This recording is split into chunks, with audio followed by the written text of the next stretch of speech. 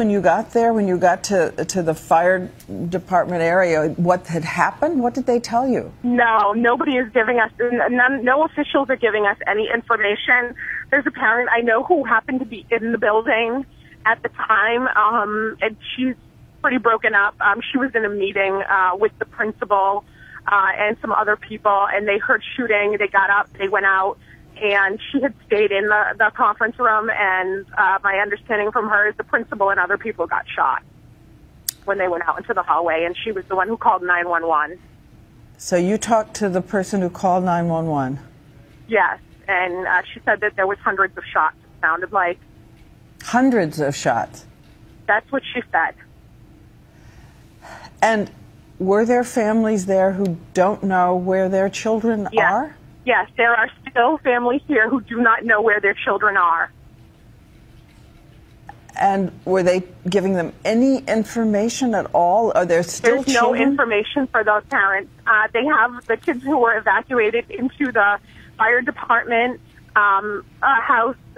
They asked, as they've been taking attendance, they've been checking kids out to their parents. So some parents have secured their children and left with them, but there are still parents here who do not have their children and have no idea, and they're not being told anything. What was your thought when you got this call? It is unimaginable. What was your thought? I couldn't believe it. This is such a. We just moved here a year and a half ago from Providence, living in an urban area. We, thought we were coming to a much safer, secure place. Never would have thought anything like this would happen here. And it's a large town, but it's got a real small town family feel. And this is just unimaginable, and just very scared, worried about my son, worried about the other kids that I know here. And still just really in shock. What is it you're going to say to your son about this? Have you thought about that yet? I have not. I have not thought about that yet.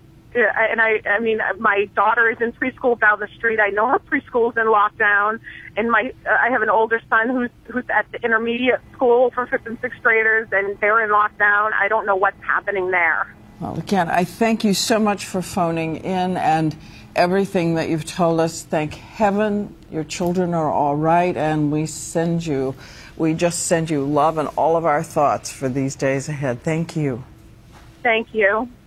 And again, we want to stress there's so much that's still unconfirmed. This is still a moving situation with breaking news. But let's check in with our Justice Department correspondent, Pierre Thomas. He has been talking to all of his sources there. Pierre, what are they saying?